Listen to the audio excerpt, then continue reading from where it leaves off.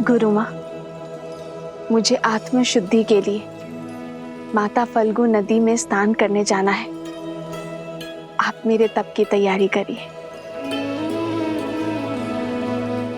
Love, कुश, मुझे कुछ दिन के लिए जाना होगा, मन की शांति के लिए। तुम दोनों कुछ दिन के लिए मेरा वियोग सहन कर लोगे ना? वियोग की क्या आवश्यकता है माता, हम भी आपके साथ चलेंगे। हाँ माता, ले चलिए ना। आपको तप करते देख हमारे तप पर विश्वास भी बढ़ेगा और हम आपकी सुरक्षा भी कर पाएंगे। ठीक है, चलो।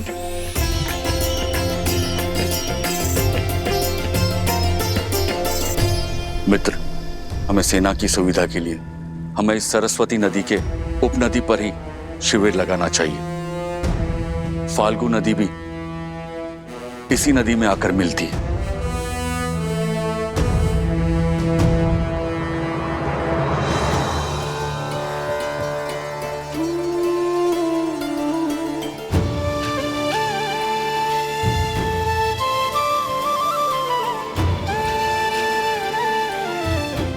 अपनी माता को कभी अकेले छोड़ने को सच नहीं होते लव कुश,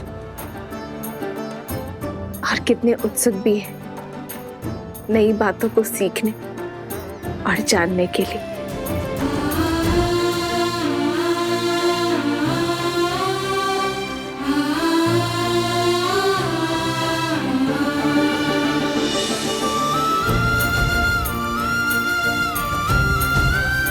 बालकों की भांति उत्सुकता मुझे आपके मुख पर भी दिख रही है वन देवी।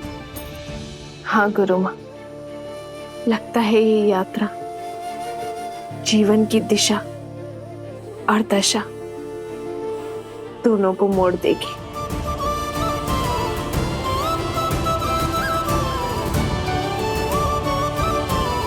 कुछ विशेष कारण अवश्य है इस फल्गु यात्रा का।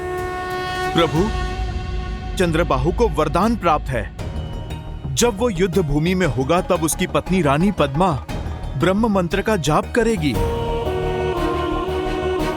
और प्रभु, जब तक रानी पद्मा का जाप चलता रहेगा तब तक चंद्रबाहु की श्वास चलती रहेगी। उसे कोई नहीं मार पाएगा।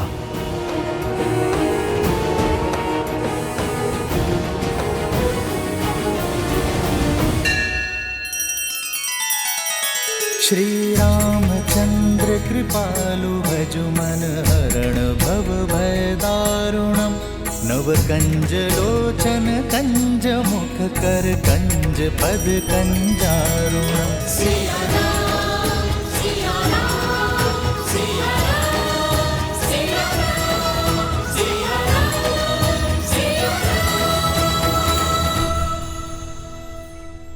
मित्र, चंद्रबाहु का कवच रावण की नाभि सा ही अभेद्य लग रहा है।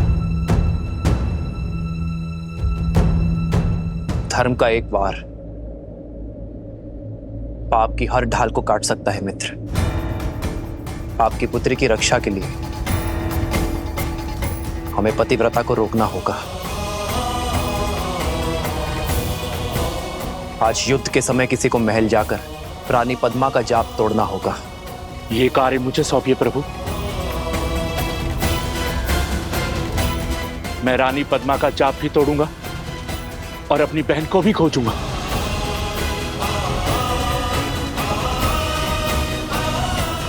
अंगद,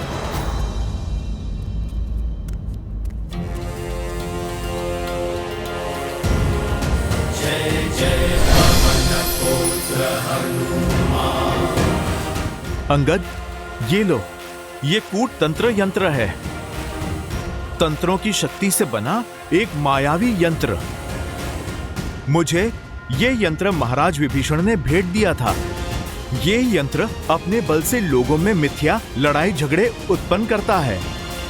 तुम्हें महल के भीतर इस यंत्र की आवश्यकता पड़ सकती है। इससे तुम्हें उन राक्षसियों का वध नहीं करना पड़ेगा।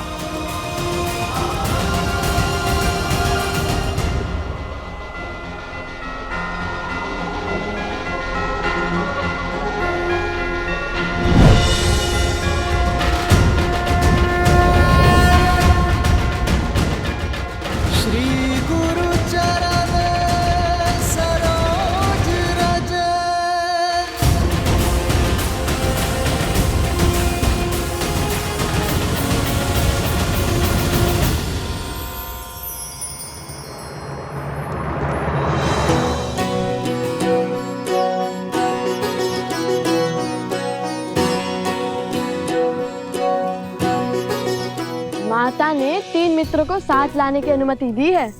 कह दो वन देवी को मैं सज्ज हूँ। और मैं भी। वन का मार्ग है, पुष्पों का नहीं, कांटों की डगर है। लौटने तक तो केवल घुटनों तक ही पांव बचेंगे सबके। एक बार फिर सोच लो। कितने भोले हो भ्राता शांडिल्य। लवकुश के होते माता का पग कांटों के डगर में नहीं पड़ेगा। वन देवी है, वन में जाएंगी तो बैलगाड़ी पर। बातें बहुत बड़ी बड़ी बनाते हो कुश। कैसे जाएगी वन देवी बैलगाड़ी में? आश्रम में तो गाड़ी है ही नहीं। नहीं है तो क्या हुआ, बन जाएगी। क्यों, है ना भैया? विचार तो अच्छा है, किंतु ये सोचना होगा कि ये होगा कैसे। और बैल, उसका क्या? आश्रम में तो केवल गाय है। बैल भी क्या लकड़ियों से बनाओगे?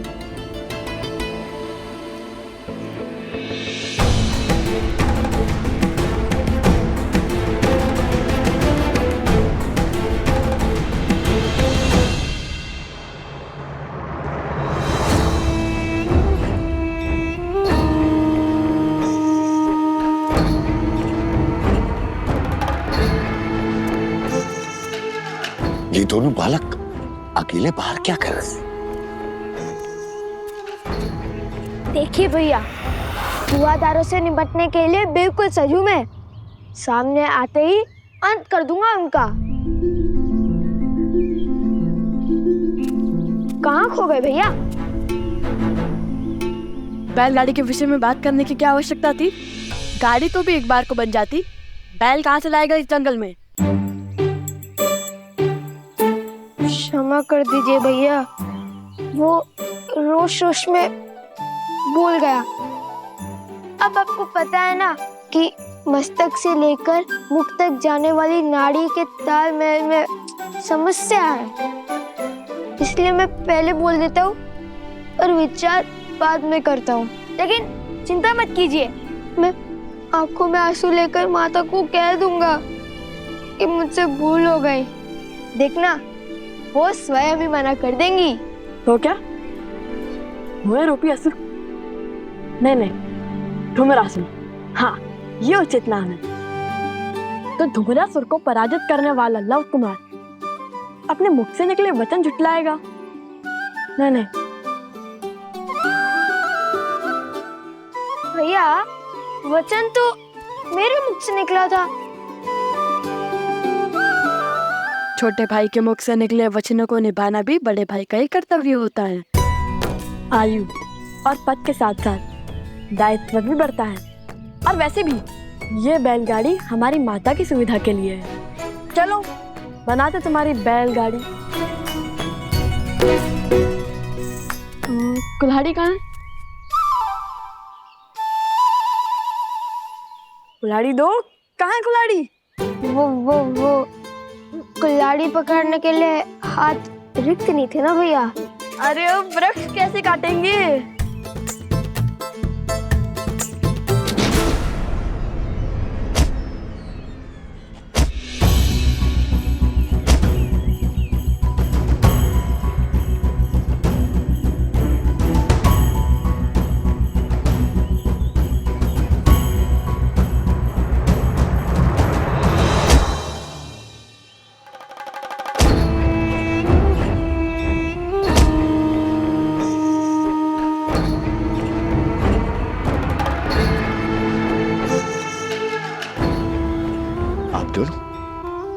कौन है?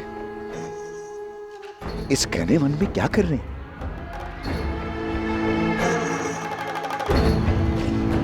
भय नहीं लगता है? भय को हमसे भय लगता है। वन देवी के पुत्र हैं हम। क्या क्या कहा?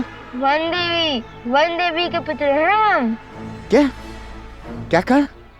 फिर से कहना। मेरा भाई कहना चाह रहा है कि जब उसका सिर घड़े के भीतर होता है तब उसे किसी का भय नहीं होता, क्योंकि हम वन देवी के पुत्र हैं।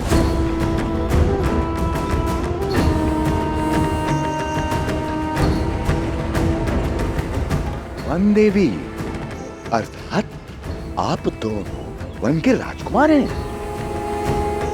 मेरा प्रणाम स्वीकार कीजिए, मुझे सेवा का अवसर दीजिए। बताइए क्या चाहिए आपको? हमें कुछ लकड़ियाँ चाहिए। हम अपनी माता वन देवी के लिए एक बैलगाड़ी बनाना चाहते हैं ताकि वो सुखपूर्वक फाल्गु नदी तक पहुंच सके। और सिर्फ लकड़ियाँ ही नहीं, बैल भी चाहिए हमें। इसे कहते हैं विधि का विधान। मैंने एक गाड़ी बनाई, सोचा था आश्रम में दान कर दूंगा। यदि आप दोनों वन देवी के पुत्र हैं और इसे मेरी तरफ से वन देवी के लिए उपहार स्वरूप स्वीकार करें तो मैं धन्य हो जाऊंगा। अद्भुत, कितना अच्छा सहयोग है ये। क्या हम गाड़ी देख सकते हैं?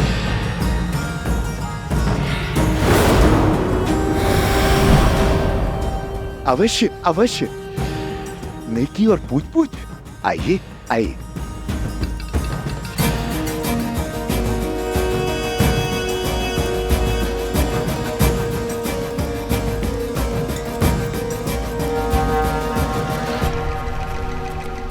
वाह भैया, कितनी बड़ी और सुंदर गाड़ी है।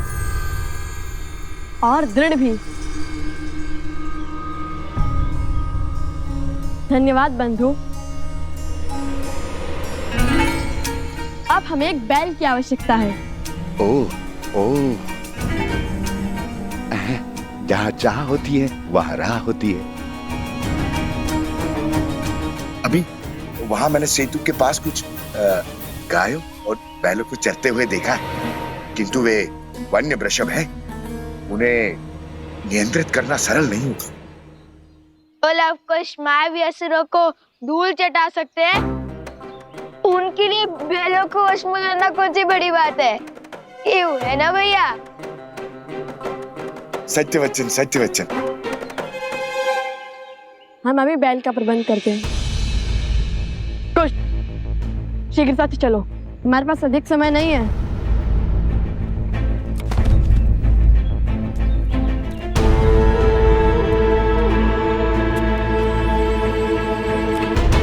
जय श्री राम।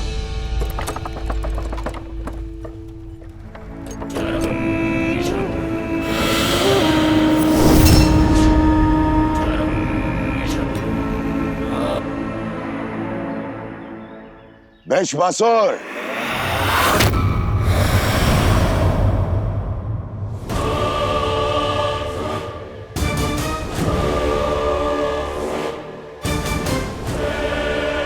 प्रणाम असुर सम्राट।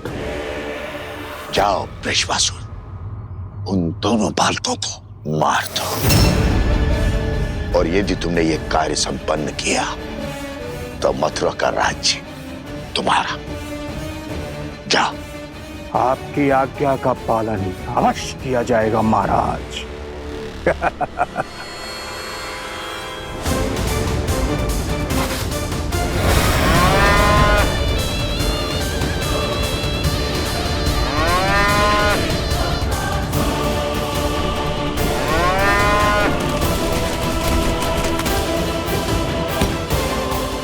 आज लवकुश के अंत के साथ साथ राम और सीता के त्याग का भी अंत हो जाएगा। पुत्रों का मृत शव देखकर सीता आश्रम से बाहर आएगी और राम को स्मरण करेगी और उनका समर्पण मिट्टी में मिल जाएगा। राम राज्य की स्थापना एक कल्पना बनकर रह जाएगी। सिया राम की जय।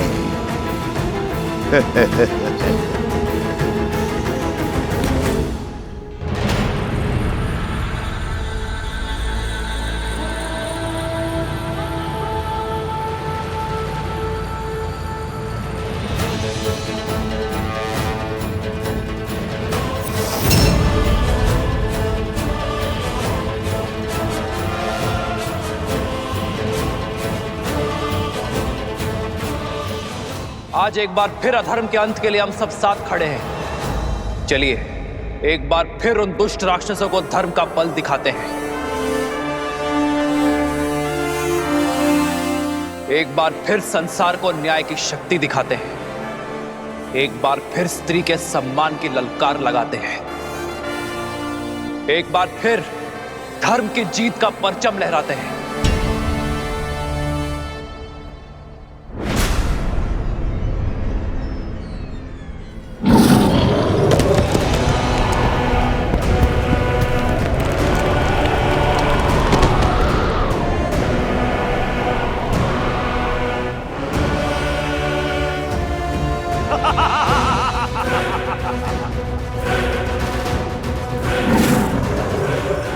इसे मैं संभालता हूं। और मैं चंद्रबाहु को। पहले मेरी रची पहली बाधा को तो तोड़ दो, फिर मुझसे लड़ने आना मूर्ख वानरों। प्रहार।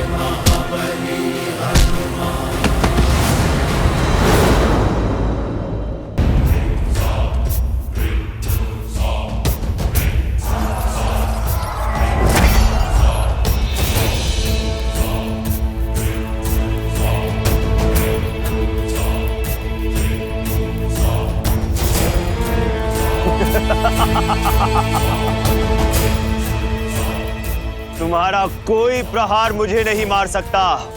अमर हूं मैं, अमर।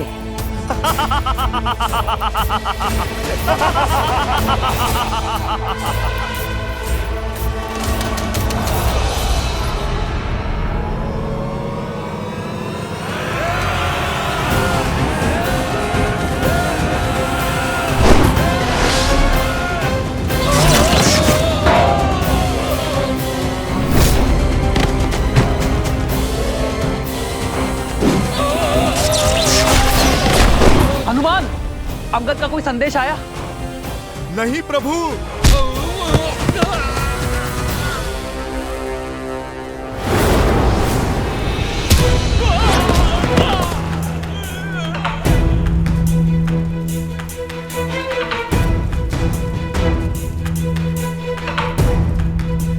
ओम विदात्मनि विद्याहि हिरण्यगर्भाय धीमहि तत्रो ब्रह्मा प्रचोदयत्।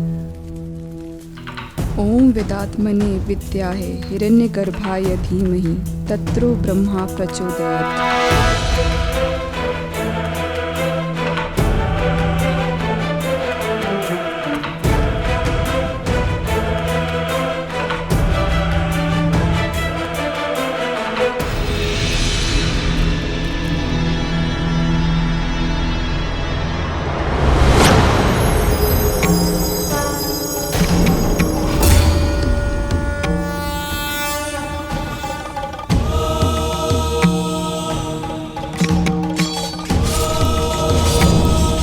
ओम विदात्मनि विद्याहि हिरण्यगर्भाय धीमहि तत्रो ब्रह्मा प्रचोदयात्।